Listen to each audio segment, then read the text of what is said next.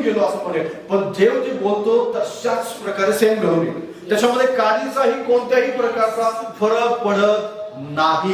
जर देव म्हणाला मी तुला आशीर्वादित करेन तर तू करेलच करेल. त्याच्यामध्ये तो कसल्याही प्रकारचा फरक करणार नाही. तो चुकून बोललो म्हणणार नाही, मी विसरून बोललो म्हणणार नाही, मी विसरलो म्हणणार नाही. कारण माणूस हे सगळं करतो पण देव करत नाही. हालेलुया. कारण त्याचं नाव आमेन आहे. हालेलुया. देव तुमच्या बाबतीत जे बोलेल ना तशाच प्रकारे घडून येईल. कारण त्याच्या बाबतीत कोणत्याही प्रकारचा मजाक आणि अशा प्रकारच्या गोष्टी चालत नाही. आणि म्हणून लावोदिकीया येथील मंडळीला पत्र लिहित असताना देवबापांनी त्याला ओळख करून दिली की माझं नाव आमेन आहे. हालेलुया. माझं नाव काय आहे? आमेन आहे. का यासाठी आमेन आहे? कारण मी जे बोललोय ते करणारा परमेश्वर आहे. हालेलुया.